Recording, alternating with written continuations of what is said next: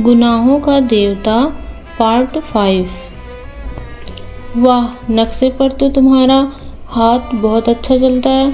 बहुत अच्छा, अब उसे रहने दो। लाओ देखें तुम्हारा काम कैसा चल रहा है। आज तो इतवार है ना। डॉक्टर शुक्ला पास की कुर्सी पर बैठकर बोले। चंदर, आजकल मैं एक किताब लिखने की सोच रहा हूँ।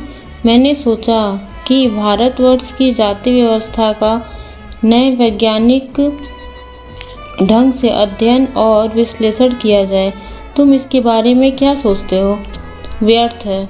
जो व्यवस्था आज नहीं तो कल चूर चूर होने जा रही है, उसके बारे में तुम्हार बांधना और समय बर्बाद करना बेकार है। चंदर ने बहुत आत्मविश्वास से कहा। यही तो तुम लोगों की खराबी है। कुछ थोड़ी सी खराबियां जाति व्यवस्था के देख ली और उसके खिलाफ हो गए। एक रिसर्च स्कॉलर का दृष्टिकोण ही दूसरा होना चाहिए। फिर अब हमारे भारत की प्राचीन सांस्कृतिक परंपराओं को तो बहुत ही सावधानी से समझने की आवश्यकता है। यह समझ लो कि मानव जाति दुर्लभ नहीं है। अपने विकास क्रम में वह उन्हीं संस्थाओं, रीति रिवाजों और परंपराओं को रहने देती है जो उसके अस्तित्व के लिए बहुत आवश्यक होती है। अगर वे आवश्यक ना हुई तो मानव उससे छुटकारा मांग लेता है। यह जाति व्यवस्था जाने कितने सालों से हिंदुस्तान में कायम है। क्या यही इस बात का प्रमाण नहीं कि यह बहुत सशक्त है, अपने में बहुत जरूरी है? अरे हिंदुस्तान की भली चलाई, चंदर बोला। हिंदुस्तान में तो गुलामी इतने दिनों से कायम है, तो क्या वह भी जरूरी है? बिल्कुल जरूरी है, डॉक्टर शुक्ला बोले। मुझे फिर हिंदुस्तान पर गर्व है। मैंने कभी कांग्रेस का काम किया, लेकिन मैं इसे नतीजे पर पहुंचा हूं कि जरा सी आज़ादी अगर मिलती है हिंदुस्तानियों को, तो वे उसका भरपूर दुरुपयोग करने से बाज नहीं आते और कभी भी ये लोग अच्छे शासक नहीं निकलेंगे। अरे नहीं, ऐसी बात नहीं। हिंदुस्तानियों को ऐसा बना दिया है अंग्रेजों ने, वरना हिंदुस्तान ने ही तो चंद्रगुप्त और अशोक पैदा किए थे। और रही जाति व्यवस्था की बात, तो मुझे तो स्पष्ट दिख रहा है कि जाति व्यवस्था टूट रही है। कपूर बोला। रोटी बेटी की कैद थी। रोटी की कैद तो करीब करीब टूट गई। अब बेटी की कैद भी, ब्याह शादियाँ भी दो एक पीढ़ी के बाद स्वच्छंदता से होने लगेगी। अगर ऐसा होगा तो बहुत गलत होगा। इससे जातिगत पतन होगा। ब्याह शादी को कम से कम मैं भावना की दृष्टि से नहीं देखता। यह एक सामाजिक तथ्य है और उसी दृष्टिकोण से हमें देखना चाहिए। शादी में सबसे बड़ी बात होती है सांस्कृतिक समानता, और जब अलग अलग जाति में अलग अलग रीति रिवाज हैं, तो एक जाति की लड़की दूसरी जाति में जाकर कभी भी अपने को ठीक से संतुलित नहीं कर सकती। और फिर एक बनिया की व्यापारिक प्रवृत्तियों की लड़की और एक ब्राह्मण का अध्ययन वृत्ति का लड़का, इनकी संतान ना इधर विकास कर सकती है ना उधर।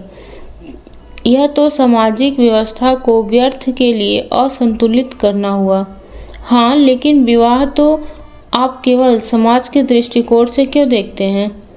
व्यक्ति के दृष्टिकोण से भी देखिए। अगर दो विभिन्न जाति के लड़के लड़की अपना मानसिक संतुलन ज़्यादा अच्छा कर सकते हैं, तो क्यों न विवाह की इजाज़त दी जाए?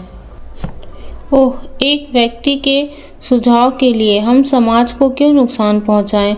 और इसका क्या निश्चय कि विवाह के समय यदि दोनों में मानसिक संतुलन है, तो विवाह के बाद भी रहेगा ही। मानसिक संतुलन और प्रेम जितना अपने मन पर आधारित होता है, उतना ही बाहरी परिस्थितियों पर। क्या जाने ब्याह के वक्त की परिस्थिति का दोनों के मन पर कितना प्रभाव है, और उसके बाद संतुलन रह पाता है या नहीं। और मैंने तो लव मैरिज को असफलता ही होते देखा है। बोला है या नहीं? डॉक्टर शुक्ला ने कहा। हाँ, प्रेम विवाह अक्सर असफल होते हैं, लेकिन संभव है वह प्रेम ना होता हो जहाँ सच्चा प्रेम होगा वहाँ कभी असफल विवाह नहीं होंगे। चंदर ने बहुत साहस करके कहा। ओह, ये सब साहित्य की बातें हैं। समाज शास्त्र की दृष्टि से या वैज्ञानिक दृष्टि से देखो। अच्छा खैर, अभी मैंने उसकी रूपरेखा बनाई है, लिखूंगा तो तुम सुनते चलना। लाओ, वह निबंध कहाँ है? डॉक्टर शुक्ला बोले। चंदर ने उन्हें टाइप की हुई प्रतिलिपि दे दी। उलट पुलट कर डॉक्टर शुक्ला ने देखा और कहा, ठीक है। अच्छा चंदर, अपना काम इधर ठीक ठीक कर लो, अगले इतवार को लखनऊ कॉन्फ्रेंस में चलना है। अच्छा, कार पर चलेंगे या ट्रेन से? ट्रेन से। अच्छा। घड़ी देखते हुए उन्होंने कहा, अब जरा मैं काम से चल रहा हूँ, तुम यह चार्ट बना डालो और एक निबंध लिख डालना।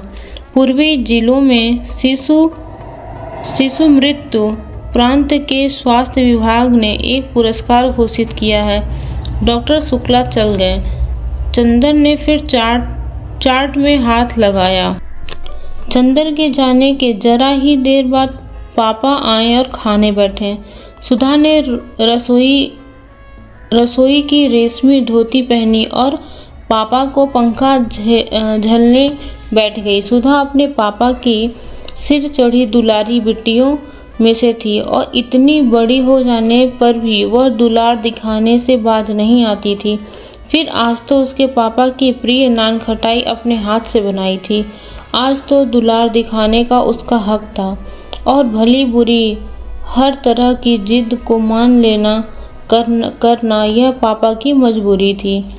मुश्किल से डॉक्टर साहब ने अभी 2 कौर खाए होंगे कि सुधा ने कहा, नान खटाई खाओ पापा। डॉक्टर शुक्ला ने एक नान खटाई तोड़कर खाते हुए कहा, बहुत अच्छी है। खाते खाते उन्होंने पूछा, सोमवार को कौन सा दिन है सुधा? सोमवार को कौन सा दिन है? सोमवार को मंडे है, सुधा ने हंसकर कहा। डॉक्टर शुक्ला ने अपनी भूल पर हंस पड़े। अरे देख तो मैं कितना भुलक्कड़ हो गया हूँ। मेरा मतलब था कि सोमवार को कौन तारीख है? 11 तारीख, सुधा बोली। क्यों? कुछ नहीं, 10 को कॉन्फ्रेंस है और 14 को तुम्हारी बुआ आ रही है। बुआ आ रही है और विनती भी आएगी? हाँ, उसी को तो पहुँचाने आ रही है। विशुद्धि का केंद्र यही तो है। आहा, अब तो विनती 3 महीने यहीं रहेगी। पापा, अब विनती को यहीं बुला लो, मैं बहुत अकेली रहती हूँ। हाँ, अब तो जून तक यहीं रहेगी, फिर जुलाई में उसकी शादी होगी। डॉक्टर शुक्ला ने कहा, अरे अभी से? अभी उसकी उम्र ही क्या है? सुधा बोली। अरे तेरे बराबर है, अब तेरे लिए भी तेरी बुआ ने लिखा है। नहीं पापा, हम ब्याह नहीं करेंगे, सुधा ने मचलकर कहा। तब बस हम पढ़ेंगे, FA कर लेंगे, फिर BA, फिर MA, फिर रिसर्च, फिर बराबर पढ़ते जाएंगे। फिर एक दिन हम भी तुम्हारे बराबर हो जाएंगे। क्यों पापा? पागल नहीं तो बातें तो सुनो इसकी। ला 2 नान खटाई और दे। शुक्ला हंसकर बोले। नहीं, पहले तो कबूल दो, तब हम नान खटाई देंगे। बताओ, ब्याह तो नहीं करोगे? सुधा ने 2 नान खटाई हाथ में उठाकर कहा। ला रख। नहीं, पहले बता दो। अच्छा नहीं करेंगे। सुधा ने दोनों नान खटाइयाँ रखकर पंखा झलना शुरू किया। इतने में फिर नान खटाइयाँ खाते हुए डॉक्टर शुक्ला बोले, तेरी सास तुझे देखने आएगी तो यही नान खटाइयाँ तुमसे बनवाकर खिलाएंगे। फिर वही बात, सुधा ने पंखा पटक कर कहा। अभी तुम वादा कर चुके हो कि ब्याह नहीं करेंगे। हाँ, ब्याह नहीं करूँगा, यह तो कह दिया मैंने, लेकिन तेरा ब्याह नहीं करूँगा यह मैंने कब कहा? हाँ, आओ, ये तो फिर झूठ बोल गए तुम, सुधा बोली। अच्छा, ये चलो ओहर, महाराजिन ने डांटकर कहा। इतनी बड़ी बिटिया हो गई, मारे दुलार के बरतानी जात है। महाराजिन पुरानी थी और सुधा को डांटने का पूरा हक था उसे, और सुधा भी उसका बहुत लिहाज करती थी। वह उठी और चुपचाप जाकर अपने कमरे में लेट गई। 12 बज रहे थे। वह लेटी लेटी कल रात की बात सोचने लगी। क्लास में क्या मज़ा आया था। कल गेसु कितनी अच्छी लड़की है। इस वक्त गेसु के यहाँ खाने पीना हो रहा होगा और फिर सब लोग मिलकर गाएंगे और जाने शायद दोपहर को कव्वाली भी हो। इन लोगों के यहाँ कव्वाली इतनी अच्छी होती है, सुधा सुन नहीं पाएगी और गेसु ने भी इतना बुरा माना होगा, और यह सब चंदर की वजह से। चंदर हमेशा उसके आने जाने उठने बैठने में कतर विरोध करता रहता है। एक बार वह अपने मन से लड़कियों के साथ पिकनिक में चली गई। वहीं चंदर के बहुत से दोस्त भी थे। एक दोस्त ने जाकर चंदर से जाने क्या कह दिया कि चंदर उस पर बहुत बिगड़ा और सुधा कितनी रोई थी उस दिन। यह चंदर बहुत खराब है। सच पूछो तो अगर कभी कभी वह सुधा का कहना मान लेता है तो उससे दुगना सुधा पर रोक जमाता है और सुधा को रुला रुला कर मार डालता है और खुद अपने आप दुनिया भर में घूमेंगे। अपना काम होगा तो चलो सुधा अभी करो फौरन, और सुधा का काम होगा तो अरे भाई क्या करें भूल गए, अब आज ही देखो सुबह 8 बजे आए और अब देखो 2 बजे भी जनाब आते हैं या नहीं, और कह गए हैं 2 बजे तक के लिए, तो 2 बजे तक सुधा को चैन नहीं पड़ेगी, ना नींद आएगी, ना किसी काम में तबीयत लगेगी। लेकिन अब ऐसे काम कैसे चलेगा। इम्तिहान को इतने थोड़े दिन रह गए हैं और सुधा की तबीयत तो सिवा कविता के और कुछ पढ़ने में लगती ही नहीं। कब से यह चंदर से कह रही है थोड़ा सा इकोनॉमिक्स पढ़ा दो, लेकिन ऐसा स्वार्थी है कि बस चाय पी ली, नान खटाई खा ली, रुला लिया और फिर अपने मस्त साइकिल पर घूम रहे हैं। यही सब सोचते सोचते सुधा को नींद आ गई और 3 बजे जब गेसु आई तो भी सुधा सो रही थी। पलंग के नीचे डीएमसी का गोला खुला हुआ था और तकिए के पास क्रोसिया पड़ी थी। सुधा थी बड़ी प्यारी, बड़ी खूबसूरत, और ख़ास तौर से उसकी पलकें तो अपराजिता के फूलों को मात करती थीं, और भी इतनी गोरी गुदकारी कि कहीं पर दबा दो तो फूल खिल जाएं। मुंगिया होठों पर जाने कैसा अछूता गुलाब मुस्कुराता था, और बाहें तो जैसे बेल के पंखुड़ियों की बनी हो। गेसु आई, उसके हाथ में मिठाई थी जो उसकी माँ ने सुधा के लिए भेजी थी। वह पल भर खड़ी रही और फिर उसने मेज पर मिठाई रख दी और क्रोसिया से सुधा की गर्दन गुदगुदाने लगी। सुधा ने करवट बदल ली। गेसु ने नीचे पड़ा हुआ डोरा उठाया और आहिस्ते से उसका चुटीला डोरे के एक छोर से बांधकर दूसरा छोर मेज के पाए से बांध दिया और उसके बाद बोली, सुधा सुधा उठो। सुधा चौंककर उठ गई और आंखें मलते मलते बोली, अब 2 बजे हैं, लाए उन्हें या नहीं? ओहो, उन्हें लाए या नहीं, किसने बुलाया था रानी? 2 बजे, जरा हमें भी तो मालूम हो। गेसु ने बाह में चुटकी काटते हुए पूछा। उफ, सुधा बाह झटक कर बोली, मार डाला बेदर्द कहीं की।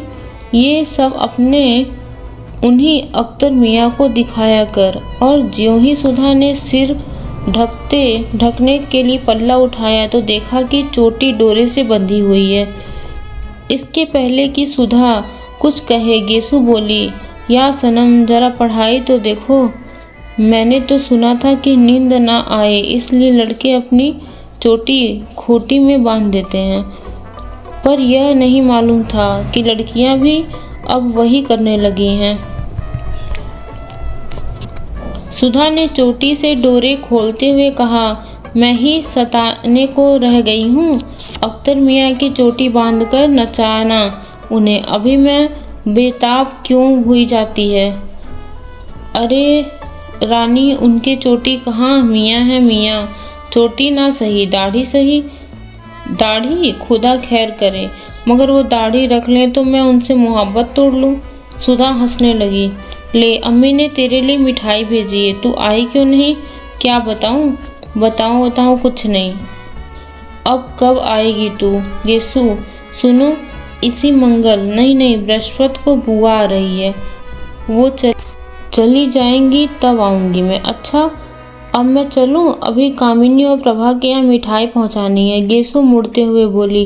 अरे बैठो भी। सुधा ने गेसु की ओढ़नी पकड़कर उसे खींचकर बिठलाते हुए कहा। अभी आए हो? बैठो तो दामन संभाला है। आहा, अब तो तू भी उर्दू शायरी कहने लगी। गेसु ने बैठते हुए कहा। तेरे ही मर्ज लग गया। सुधा ने हंसकर कहा। देख, कहीं और भी मर्ज ना लग जाए, वरना फिर तेरे लिए भी इंतजाम करना होगा। गेसु ने पलंग पर लेटते हुए कहा। अरे ये वो गुड़ नहीं कि चींटे खाएं। देखूंगी क्या, देख रही हूँ इधर पिछले 2 साल से कितनी बदल गई है तू। पहले कितना हंसती बोलती थी, कितनी लड़ती झगड़ती थी, और अब कितना हंसने बोलने पर भी गुमसुम हो गई है तू।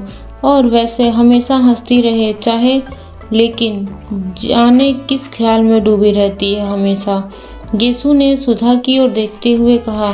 धत पगली कहीं की। सुधा ने गेसु के एक हल्की सी चपट मारकर कहा। यह सब तेरे अपने ख्याली पुलाव हैं।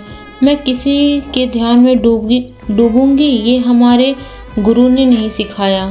गुरु तो किसी के नहीं सिखाते सुधा रानी।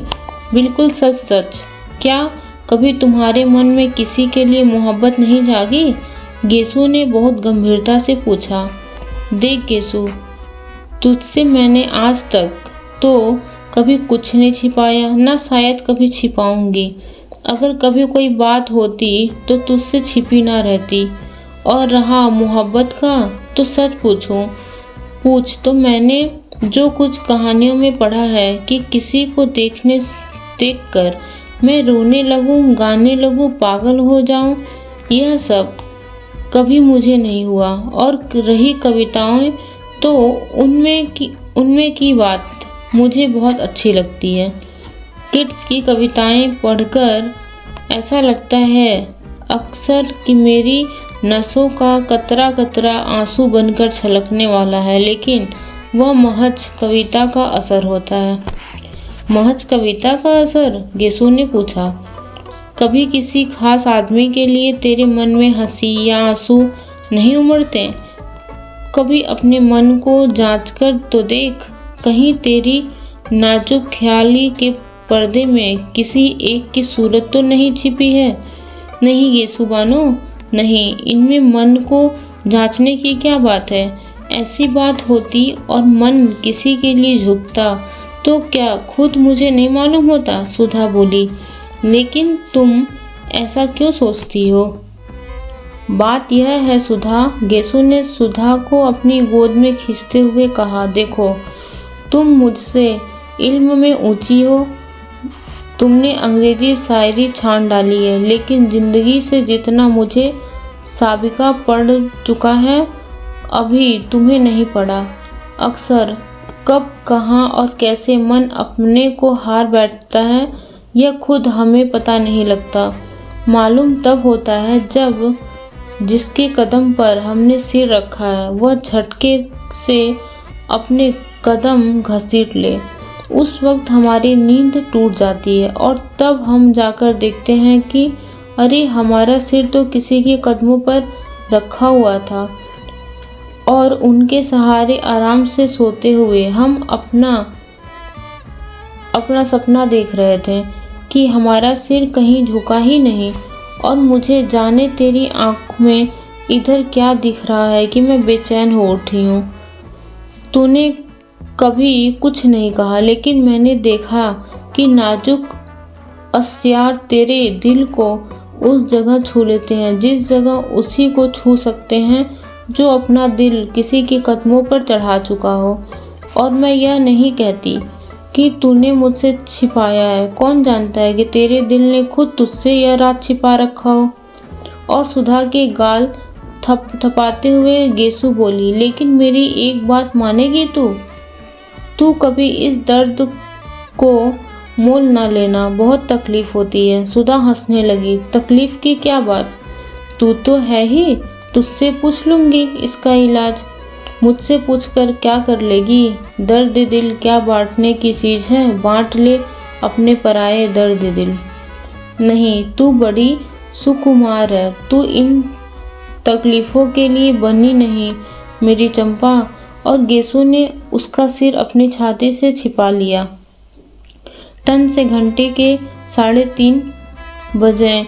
सुधा ने अपना सिर उठाया और घड़ी की ओर देखकर कहा, अफसोस 3:30 बज गए और अभी तक गायब।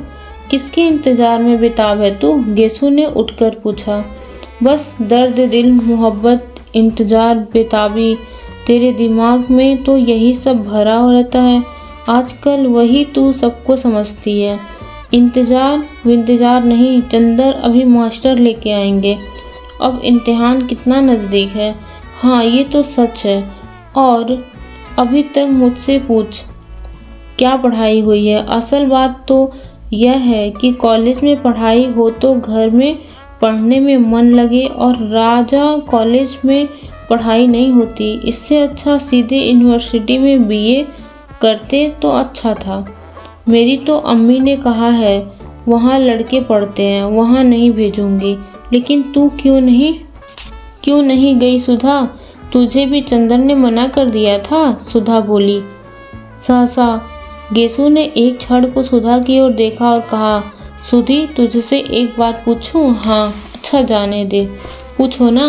नहीं, पूछना क्या, खुद जाहिर है क्या? कुछ नहीं, पूछो ना। अच्छा, फिर कभी पूछ लेंगे, अब देर हो रही है। आधा घंटा हो गया, कोचवान बाहर खड़ा है। सुधा गेसु को पहुंचाने बाहर तक आई। कभी हसरत को लेकर आओ, सुधा बोली। अब पहले तुम आओ, गेसु ने चलते चलते कहा। हाँ, हम तो विनती को लेकर आएंगे और हसरत से कह देना, तभी उसके लिए तोहफा लाएंगे। अच्छा, सलाम। और गेसु की गाड़ी मुश्किल से फाटक के बाहर गई होगी कि साइकिल पर चंदर आते हुए दिख पड़ा। सुधा ने बहुत गौर से देखा कि उसके साथ कौन है, मगर वह अकेला था। सुधा सचमुच झल्ला गई। आखिर लापरवाही की हद होती है। चंदर को दुनिया भर के काम याद रहते हैं, एक सुधा से जाने क्या खार खाए बैठा है कि सुधा का काम कभी नहीं करेगा। इस बात पर सुधा कभी कभी दुखी हो जाती है और घर में किससे वह कहे काम के लिए। खुद कभी बाजार नहीं जाती। नतीजा यह होता है कि वह छोटी से छोटी चीज़ के लिए मोहताज होकर बैठ जाती है और काम नौकरों से करवा भी ले। पर अब मास्टर तो नौकर से नहीं ढूंढवाया जा सकता, उन तो नौकर नहीं पसंद कर सकता, किताबें तो नौकर नहीं ला सकता। और चंदर का यह हाल है। इस बात पर कभी कभी उसे रुलाई आ जाती है। चंदर ने आकर बरामदे में साइकिल खड़ी रखी और सुधा का चेहरा देखते ही वह समझ गया काहे मुंह बना रखा है। 5 बजे मास्टर साहब आएंगे तुम्हारे, अभी उन्हीं के यहाँ से आ रहे हैं। बिसरिया को जानती हो, वही आएंगे। और उसके बाद चंदर सीधा स्टडी रूम में पहुंचा। वहां जाकर देखा तो आराम कुर्सी पर बैठे डॉक्टर शुक्ला सो रहे हैं। अतः उसने अपना चार्ट और पेन उठाया और ड्राइंग रूम में जाकर चुपचाप काम करने लगा। बड़ा गंभीर था वह।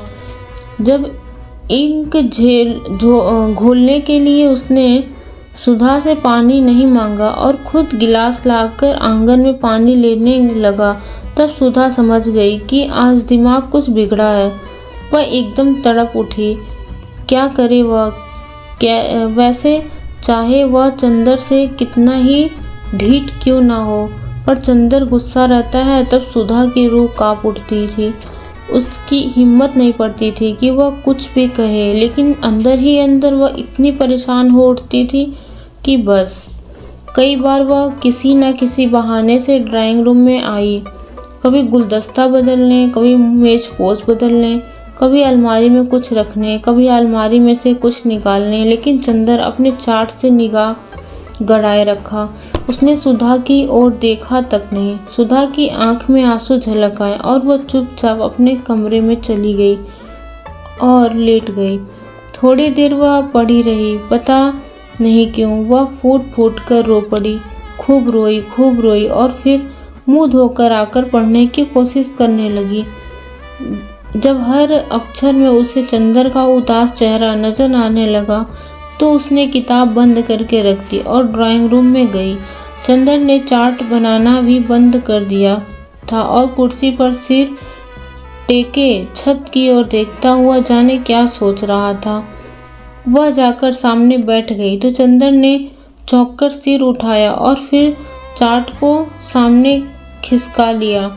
सुधा ने बड़ी हिम्मत करके कहा, चंदर क्या?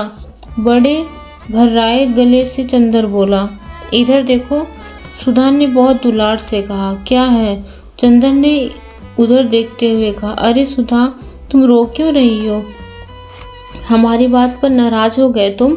हम क्या करें, हमारा स्वभाव ही ऐसा हो गया। पता नहीं क्यों तुम पर इतना गुस्सा आता है। सुधा ने गाल पर 2 बड़े बड़े मोती ढलक आए। अरे पगली, मालूम होता है तुम्हारा तो दिमाग बहुत जल्दी खराब हो जाएगा। हमने तुमसे कुछ कहा है? कह लेते तो हमें संतोष हो जाता। हमने कभी कहा तुमसे कि तुम कहा मत करो, गुस्सा मत हुआ करो, मगर तुम तो फिर गुस्सा मन ही मन में छिपाने लगते हो। इसी पर हमें रुलाई आ जाती है। नहीं सुधा, तुम्हारी बात नहीं थी और हम गुस्सा भी नहीं थे। पता नहीं क्यों मन बड़ा भारी सा था। क्या बात है? अगर बता सको तो बताओ, वरना हम कौन हैं तुमसे पूछने वाले। सुधा ने बड़े करुण स्वर में कहा, तो तुम्हारा दिमाग खराब हुआ? हमने कभी तुमसे कोई बात छिपाई? जाओ अच्छी लड़की की तरह मुंह धो आओ। सुधा उठी और मुंह धोकर आकर बैठ गई। अब बताओ क्या बात थी? कोई एक बात हो तो बताऊं? पता नहीं तुम्हारे घर से गए तो एक ना एक ऐसी बात होती गई कि मन बड़ा उदास हो गया। आखिर फिर भी कोई बात तो हुई ही होगी। बात यह हुई कि तुम्हारे यहाँ से मैं घर गया खाना खाने। वहाँ देखा चाचा जी आए हुए हैं, उनके साथ एक कोई साहब और हैं। खैर बड़ी खुशी हुई। खाना वाना खाकर जब बैठे तब मालूम हुआ कि चाचा जी मेरा ब्याह तय करने के लिए आए हैं और साथ वाले साहब मेरे होने वाले ससुर हैं। जब मैंने इनकार कर दिया तो बहुत बिगड़कर चले गए और बोले, हम आज से तुम्हारे लिए मर गए और तुम हमारे लिए मर गए। तुम्हारी माताजी कहाँ हैं? प्रतापगढ़ में। लेकिन वो तो सौतेली हैं और वे तो चाहती ही नहीं कि मैं घर लौटूं। लेकिन चाचा जी जरूर आज तक मुझसे कुछ मोहब्बत करते थे। आज वह भी नाराज होकर चल गए। सुधा कुछ देर तक सोचती रही, फिर बोली, तो चंदर तुम शादी कर क्यों नहीं लेते? नहीं सुधा, शादी नहीं करनी है मुझे। मैंने देखा कि जिसकी शादी हुई कोई भी सुखी नहीं है। सभी का भविष्य बिगड़ गया और क्यों एक तवालत पाली जाए। जाने कैसी लड़की हो क्या हो, तो उसमें क्या। पापा से कहो उस लड़की को जाकर देख लें। हम भी पापा के साथ चले जाएंगे। अच्छी हो तो कर लो ना चंदन, फिर यहीं रहना, हमें अकेला भी नहीं लगेगा। क्यों? नहीं जी, तुम तो समझती नहीं हो। जिंदगी निभानी है कि कोई गाय भैंस खरीदना है। चंदर ने हंसकर कहा, आदमी एक दूसरे को समझे बूझे प्यार करे तब ब्याह के लिए भी कोई माने हैं। तो उसी से कर लो जिससे प्यार करते हो। चंदर ने कुछ जवाब नहीं दिया। बोला, चुप क्यों हो गए? बोलो चुप क्यों हो गए? अच्छा, तुमने किसी को प्यार किया चंदर? क्यों, बताओ ना। शायद नहीं। बिल्कुल ठीक, हम भी यही सोच रहे थे अभी। सुधा बोली, क्यों? ये क्यों सोच रही थी? इसलिए कि तुमने किया होता तो तुम हमसे थोड़ी ही छिपाते, हमें ज़रूर बताते। और नहीं बताया तो हम समझ गए कि अभी तुमने किसी से प्यार नहीं किया। लेकिन तुमने यह पूछा क्यों सुधा?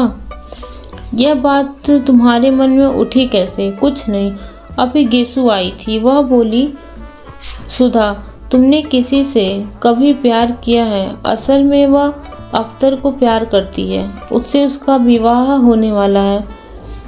हाँ, तो उसने पूछा कि तूने किसी से प्यार किया है? हमने कहा नहीं। बोली, तू अपने से छिपाती है।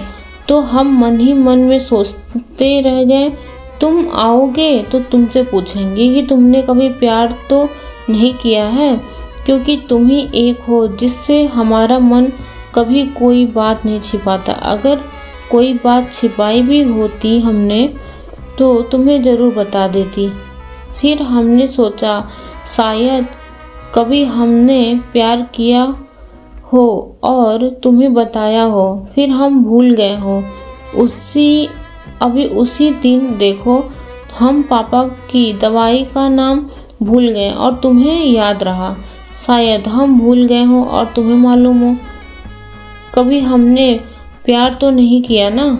नहीं, हमें तो कभी नहीं बताया, चंदर बोला। तब तो हमने प्यार व्यार नहीं किया। गेसु यूं ही गप्पड़ उड़ा रही थी। सुधा ने संतोष की सांस लेकर कहा, लेकिन बस चाचा जी के नाराज होने पर तुम इतने दुखी हो गए हो जाने दो नाराज। पापा तो हैं, अभी क्या पापा मोहब्बत नहीं करते तुमसे? सो क्यों नहीं करते? तुमसे ज़्यादा मुझसे करते हैं। लेकिन उनकी बात से मन तो भारी हो ही गया। उनके बाद गए विसरिया के यहाँ। विसरिया ने वो कुछ बड़ी अच्छी कविताएं सुनाई और भी मन भारी हो गया। चंदर ने कहा, लो तब तो चंदर तुम प्यार करते होगे जरूर से। सुधा ने हाथ पटक कर कहा, क्यों? येसु कह रही थी, शायरी पर जो उदास हो जाता है वह जरूर मोहब्बत करता है। सुधा ने कहा, अरे यह पोर्टिको में कौन है? चंदर ने देखा, लो विसरिया आ गया। चंदर उसे बुलाने उठा तो सुधा ने कहा, अभी बाहर बिठलाना उन्हें, तब तक मैं कमरा ठीक कर लूं। विसरिया को बाहर बिठाकर चंदर भीतर आया अपना चार्ट वगैरह समेटने के लिए। तो सुधा ने कहा, सुनो। चंदर रुक गया। सुधा ने पास आकर कहा, तो अब तो उदास नहीं हो तुम? नहीं चाहते मत करो शादी, इसमें उदास क्या होना? और कविता पर मुंह बनाकर बैठे तो अच्छी बात नहीं होगी। अच्छा, चंदर ने कहा, अच्छा नहीं, बताओ, तुम्हें मेरी कसम है, उदास मत हुआ करो, फिर हमसे कोई काम नहीं होता। अच्छा, उदास नहीं होंगे पगली? चंदर ने हल्की सी चपट मारकर कहा और बरबस उसके मुंह से एक ठंडी सांस निकली। उसने चार्ट उठाकर स्टडी रूम में रखा। देखा डॉक्टर साहब अभी सो ही रहे हैं। सुधा कमरा ठीक कर रही थी। वह आकर विसरिया के पास बैठ गया। थोड़ी देर में कमरा ठीक करके सुधा आकर कमरे के दरवाजे पर खड़ी हो गई। चंदर ने पूछा, क्यों, सब ठीक है? उसने सिर हिला दिया, कुछ बोली नहीं। यही है आपकी शिष्या सुश्री सुधा शुक्ला, इस साल बीए फाइनल का इम्तिहान देगी। विसरिया ने बिना आंखें उठाए ही हाथ जोड़ लिए। सुधा ने हाथ जोड़े, फिर बहुत सकुचा सी गई। चंदर उठा और विसरिया को लाकर उसने अंदर बिठा दिया। विसरिया के सामने सुधा और उसकी बगल में चंदर। चुप, सभी चुप। अंत में चंदर बोला, लो तुम्हारे मास्टर साहब आ गए, अब बताओ ना तुम्हें क्या क्या पढ़ना है? सुधा चुप। विसरिया, कभी यह पुस्तक उलटता, कभी वह। थोड़ी देर बाद वह बोला, आपके क्या विषय है? जी, बड़ी कोशिश से बोलते हुए सुधा ने कहा, हिंदी, इकोनॉमिक्स और गृह विज्ञान। और इसके माथे पर पसीना झलक आया। आपको हिंदी कौन पढ़ाता है? विसरिया ने किताब में ही निगाह गड़ाते हुए कहा। सुधा ने चंदर की ओर देखा और मुस्कुराकर फिर मुंह झुका लिया। बोलो ना तुम खुद। ये राजा गर्ल्स कॉलेज में हैं, शायद मिस पवार हिंदी पढ़ाती हैं।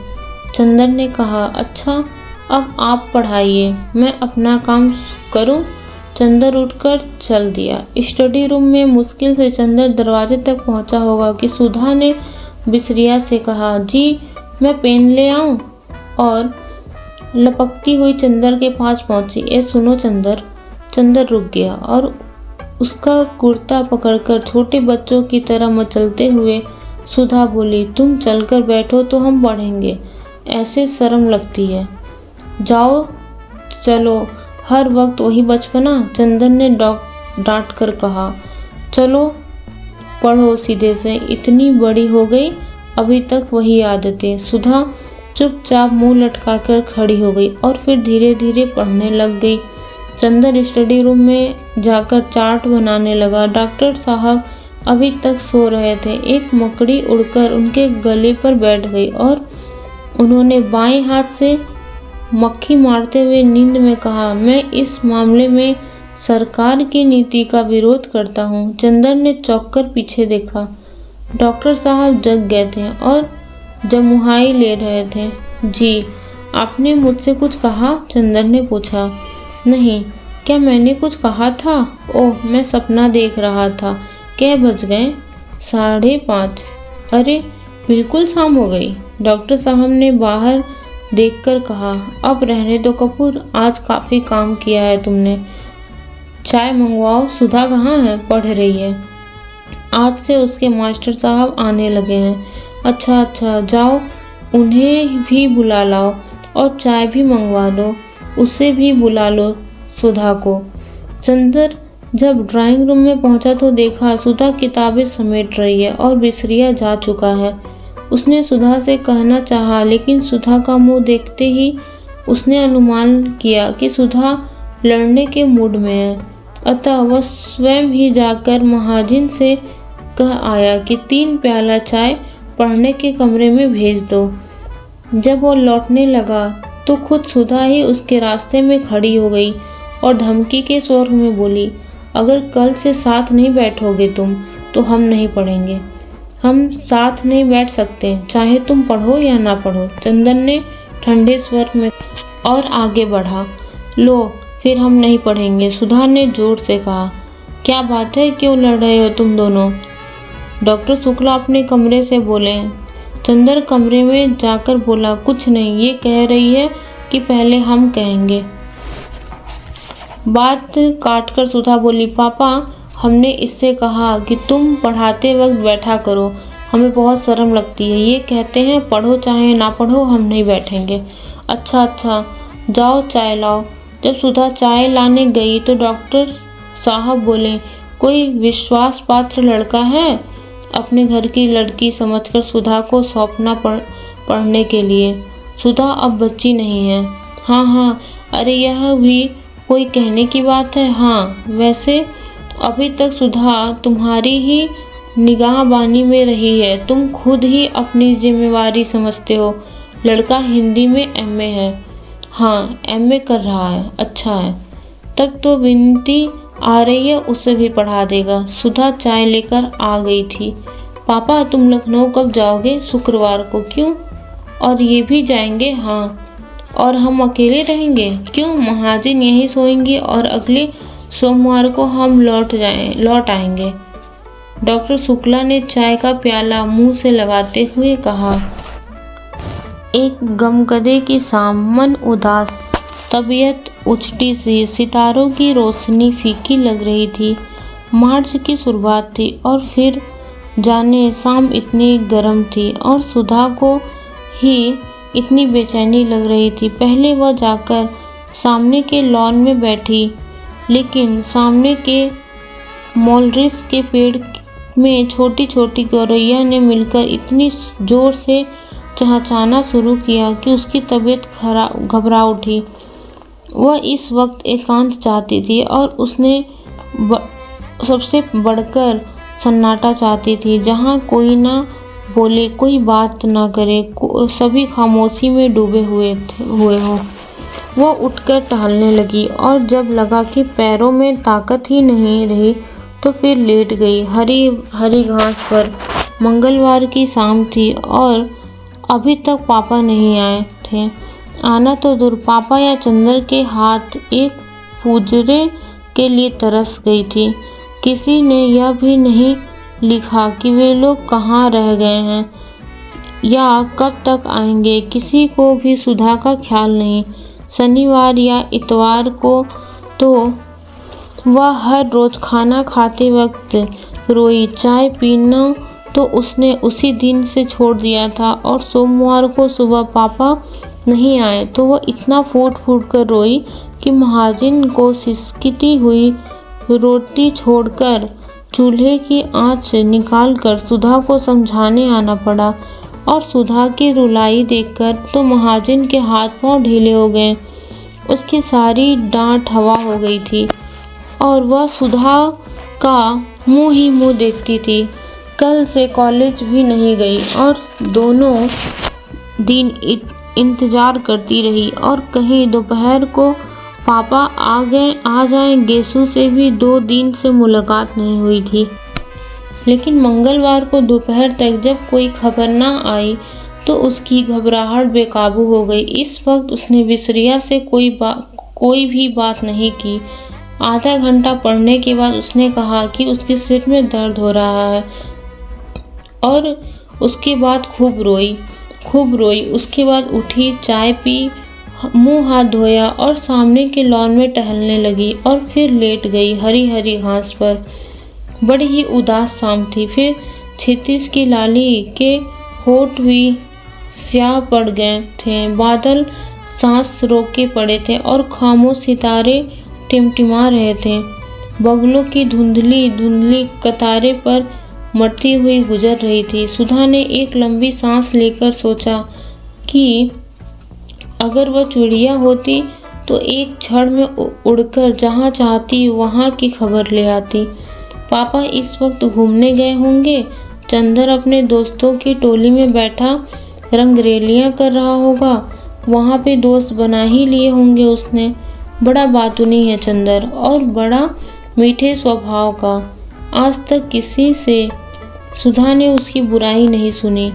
सभी उसको प्यार करते थे। यहाँ तक कि महाजिन जो सुधा को हमेशा डांटती रहती थी, चंदर का हमेशा पक्ष लेती थी और सुधा हर एक से पूछ लेती थी कि चंदर के बारे में उसकी क्या राय है। लेकिन सब लोग जितनी चंदर की तारीफ करते वह उतना अच्छा उसे नहीं समझती थी।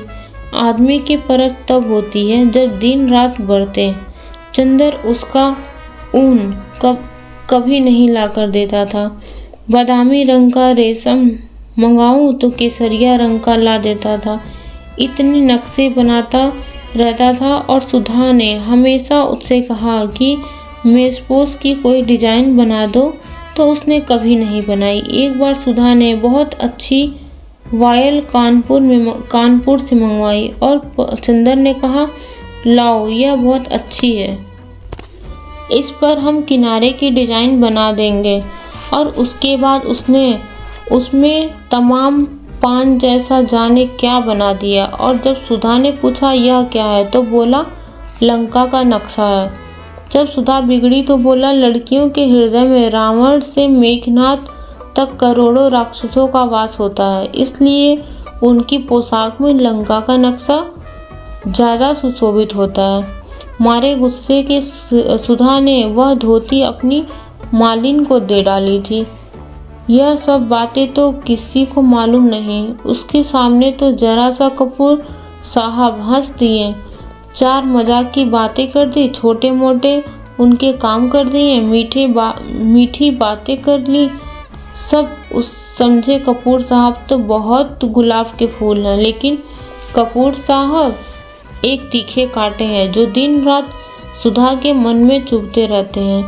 ये तो दुनिया को नहीं मालूम, दुनिया क्या जाने कि सुधा कितनी परेशानी रहती है चंदर की आदतों से। अगर दुनिया को मालूम हो जाए तो कोई चंदर की जरा सी तारीफ ना करे, सब सुधा को ही ज़्यादा अच्छा कहें। लेकिन सुधा कभी किसी से कुछ नहीं कहती, मगर आज उसका मन हो रहा था कि किसी से चंदर की जी भरकर बुराई कर ले तो उसका मन बहुत हल्का हो जाए। चलो बिटिया रानी, तई खाओ लेवे, फिर भीतर लेटो।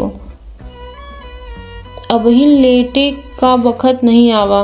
सहसा महाजन ने आकर सुधा की स्वप्न श्रृंखला तोड़ते हुए कहा, अब हम नहीं खाएंगे, भूख नहीं। सुधा ने अपने सुनहले सपनों में ही डूबी हुई बेहोश आवाज में बोली, खाए ले बिटिया, खाए पिए छोड़े से कसस काम चली, आओ उठो। महाजन ने बड़े दुलार से कहा। सुधा पीछा छूटने की कोई आशा न देखकर उठ गई और चल दी खाने। कौर उठाते ही उसकी आंख में आंसू छलक आए, लेकिन अपने को रोक लिया उसने।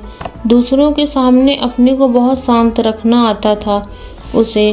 2 कौर खाने के बाद महाजन से बोली, आज कोई चिट्ठी तो नहीं आई? नहीं बिटिया, आज तो दिन भर धरे रहे हो। महाजन ने पराठे उलटते हुए जवाब दिया। काहे बिटिया, बाबूजी कुछो नहीं लिखिन तो छोटे बाबू तो लिख देते। अरे महाजन, यही तो हमारी जान का रोना है। हम चाहे रो रो कर मर जाए, मगर ना पापा को ख्याल, ना पापा के शिष्य को। और चंदर तो ऐसे खराब है कि हम क्या करें। ऐसे स्वार्थी है अपने मतलब के कि बस सुबह शाम आए और हम या पापा ना मिले तो आफत ढा देंगे। बहुत घूमने लगी हो तुम, बहुत बाहर कदम निकल गया है तुम्हारा। और सच पूछो तो चंदर की वजह से हमने सब जगह आना जाना बंद कर दिया, और खुद है कि आज लखनऊ, कल कलकत्ता, और एक चिट्ठी भेजने का वक्त नहीं मिलता। अभी हम ऐसा करते तो हमारी जान नोच खाते।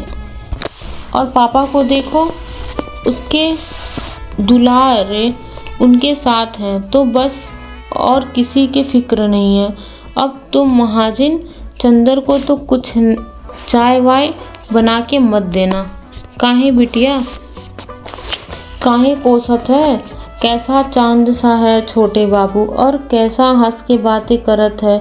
माही का जाने कैसे हियाए पड़ा है कि उसे अलग कह दियस। बेचारा होटल में जाने कैसी रोटी खात हुई।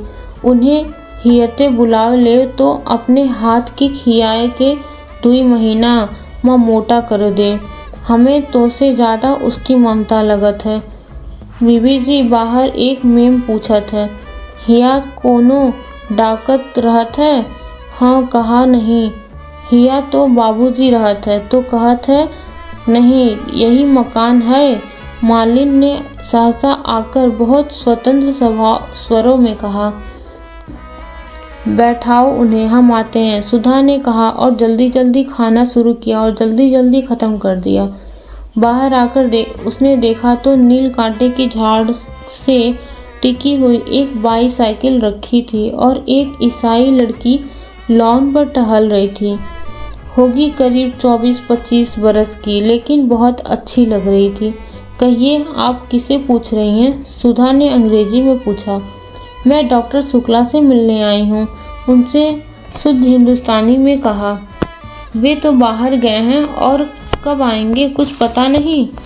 कोई खास काम है आपको? सुधा ने पूछा। नहीं, यूं ही मिलने आ गई। आप उनकी लड़की हैं? उसने साइकिल उठाते हुए कहा। जी हाँ, लेकिन अपना नाम तो बताती जाइए। मेरा नाम कोई महत्वपूर्ण नहीं, मैं उनसे मिल लूँगी। और हाँ, आप उसे जानती हैं, मिस्टर कपूर को? आप पम्मी हैं, मिस डिक्रूज? सुधा को एकदम ख्याल आ गया। आइए आइए, हम आपको ऐसे नहीं जाने देंगे। चलिए बैठिए। सुधा ने बड़ी बित्त कुल्फी से उनकी साइकिल पकड़ ली। अच्छा चलो, कहकर पम्मी जाकर ड्राइंग रूम में बैठ गई। मिस्टर कपूर रहते कहाँ हैं? पम्मी ने बैठने से पहले पूछा। रहते तो वे चौक में है, लेकिन आजकल तो वे भी पापा के साथ साथ बाहर गए हैं। वे तो उनकी एक दिन बहुत तारीफ कर रहे थे, बहुत तारीफ। इतनी तारीफ किसी लड़की की करते तो हमने सुना नहीं। सचमुच? पम्मी का चेहरा लाल हो गया। वह बहुत अच्छे हैं, बहुत ही अच्छे। थोड़ी देर पम्मी चुप रही, फिर बोली, क्या बताया था उन्होंने हमारे बारे में? ओह तमाम। एक दिन शाम को तो हम लोग आप ही के बारे में बातें करते रहे, आपके भाई के बारे में बताते रहे, फिर आपके काम के बारे में बताया कि आप कितना तेज टाइप करती हैं। फिर आपकी रुचियों के बारे में बताया, आपको साहित्य में बहुत शौक नहीं है और आप शादी से बेहद नफरत करती हैं और आप ज़्यादा मिलती जुलती नहीं, बाहर आती जाती नहीं। और मिस डिक्रूज, ना आप पम्मी कहिए मुझे। हाँ तो मिस पम्मी, शायद इसीलिए आप उसे इतनी अच्छी लगी कि आप कहीं आती जाती नहीं। वो लड़कियों का आना जाना और आज़ादी बहुत नापसंद करता है। सुधा बोली। नहीं, वह ठीक सोचता है। पम्मी बोली। मैं शादी और तलाक के बाद इसी नतीजे पर पहुंची हूँ कि 14 बरस से 34 बरस तक लड़कियों को बहुत शासन में रहना चाहिए। पम्मी ने गंभीरता से कहा। एक ईसाई मेम के मुख से यह बात सुनकर सुधा दंग रह गई। क्यों? उसने पूछा। इसलिए कि इस उम्र में लड़कियां बहुत नादान होती हैं और जो कोई भी 4 मीठी बातें करता है तो लड़कियां समझती हैं कि इससे ज़्यादा प्यार उन्हें कोई नहीं करता। और इस उम्र में जो कोई भी ऐसा गैर उनके संसर्ग में आता है उसे वे प्यार का देवता समझने लगती हैं और नतीजा यह होता है कि वह ऐसे जाल में फंस जाती हैं कि जिंदगी भर उनसे छुटकारा नहीं मिलता। मेरा तो यह विचार है कि या तो लड़कियां 34 बरस के बाद शादी करें जब वे अच्छा बुरा समझने के लायक हो जाएं, नहीं तो मुझे तो हिंदुओं का कायम सबसे ज़्यादा पसंद आता है।